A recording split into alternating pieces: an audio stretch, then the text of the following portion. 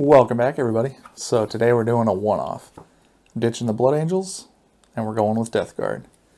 Got an old copy of Conquest, a Myphitic Blight-Hauler, and neon ink. So stick around, I'll show you why you should be using neon ink. Stuff's a blast. That guy should look really good with some, I don't know, we'll go with neon pink oozing out of him. Probably keep the green. So we'll get after it and we'll see what happens. Alright guys, so this is one of the easy build kits. It's coming out of the Conquest magazine. It's a really nice little set, and it's a nice way to get a one-off. I don't play Death Guard, but I wanted a chance to be able to paint something and to play around with it a little bit. So I'm going to go ahead and grab my clamps, my glue, and some rubber bands and get this guy together real nice and snug.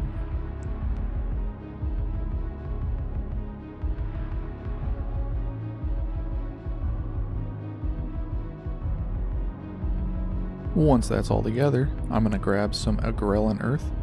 This is a Citadel texture paint, and what it's going to do is it's going to go on wet, and then when it dries, it'll give me a really nice crackle texture on the base. Just think about mud that's sitting around, dries up, gets baked by the sun, and starts to peel apart.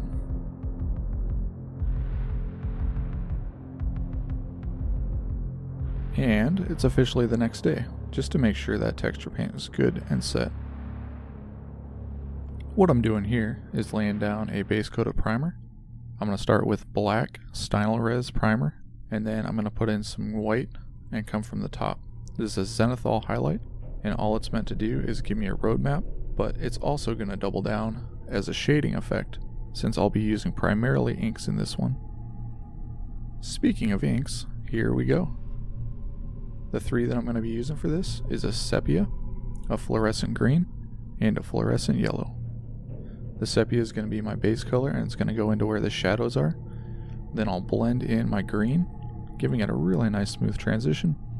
And then finally, I'll come in with my yellow on all the highlights. That's going to give me a nice contrast between the darks and the lights, as well as a little bit of a color shift in there. If you'd like to use inks like this, the best thing to do is start real slow and build your way up. In order to get the amount of coverage that you want, it's probably going to take multiple passes.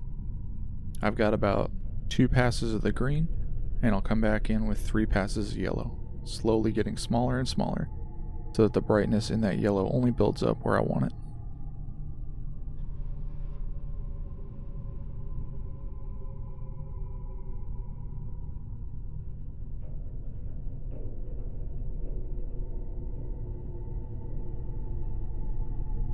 After laying down all my airbrush steps, I went ahead and sealed it with a gloss varnish, and now I've got my magenta out, and I'm going to brush that in. As I move on to my brush steps, my goal is to start with the most recessed areas, the parts that are going to be hardest to get to later without messing up stuff that's above them, and then work my way out. So here, that means starting with the mouth, and then starting with all that skin on the back.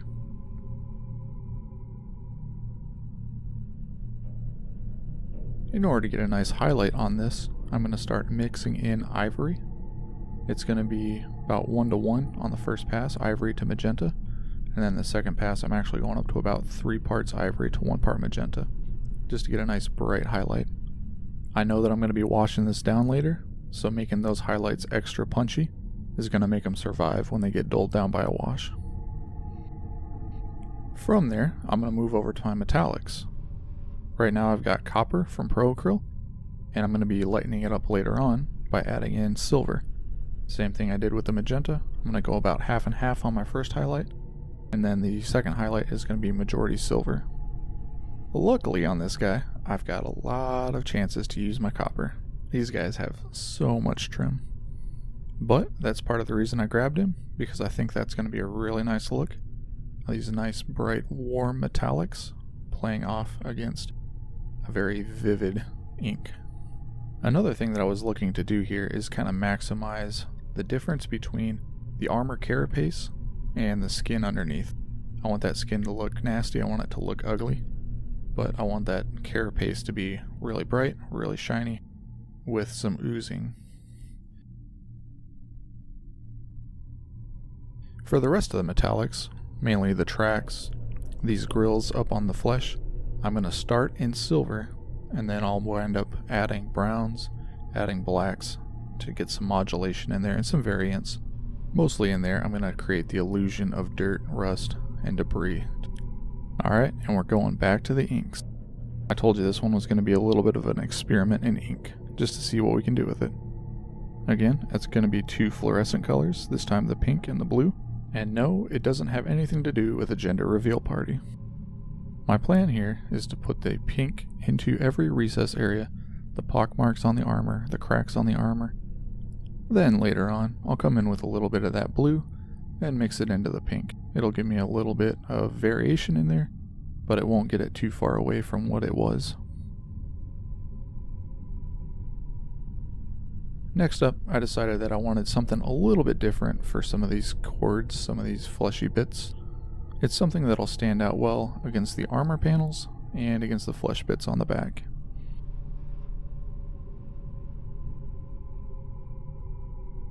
And since I've already got it, I'll probably use that on these bone smokestacks up top. I think they're smokestacks, I'm not really sure. This thing's a bit bizarre.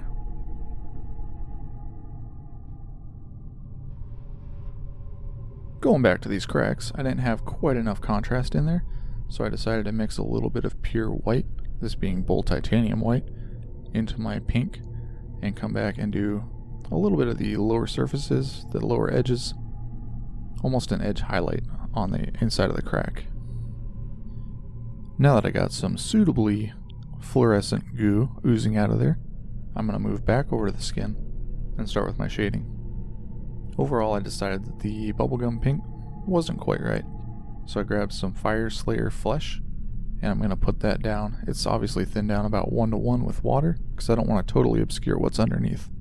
Using a thinned down contrast paint like this really does turn it into a pretty nice wash, but it will also tint the surface. From there, we're moving on to the meme paint. We got Nuln Oil, and not really because I'm worried about it, but just because I like to do it this way. I'm going to pour it into this cap. It just makes it easier to access. This Nuln Oil is going to get pretty liberally applied to all the silver metallics. We'll put the excess away and move on to our third wash. This is going to be a shade, Agrax Earthshade.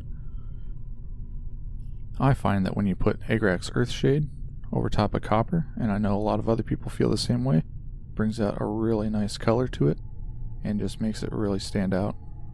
Doing this is also going to help those really rough blends that I put in there by knocking them all down and just kind of smoothing things out a little bit.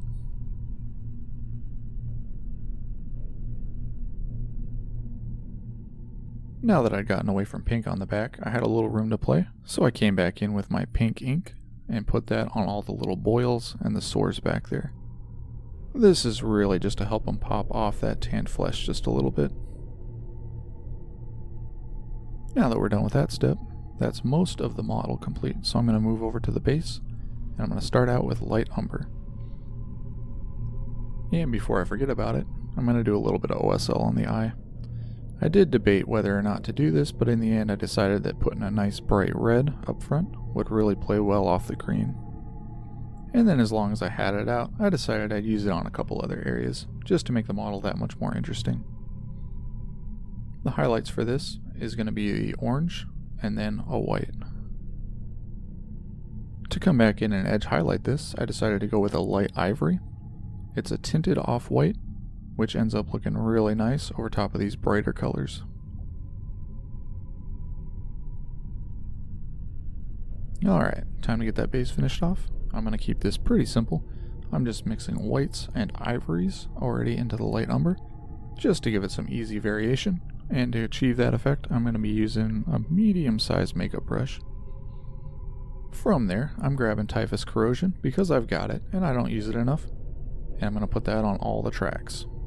I want this guy to look like he's been rolling around this place for a long time. Got a lot of caked on mud, dirt, rust. You know, I'm pretty sure the Death Guard don't care if their vehicles look shiny. After that, just to add a little more interest, I decided to make some tire marks, I guess, some tread marks, go into the back of the base. making it look like he's been rolling across this and disturbing the earth, bringing up a darker color soil. Then in order to blend it back in, I came back in with the same mixture that I used earlier and just dabbed it in. I didn't do any strokes on here, it's more or less just stippling it back on. Alright, and for one of the final touches, I'm going to go ahead and put some of my fluorescent pink onto the base. Make it look like this guy's been leaking a little bit. Some of that goo's just kind of oozing out of him.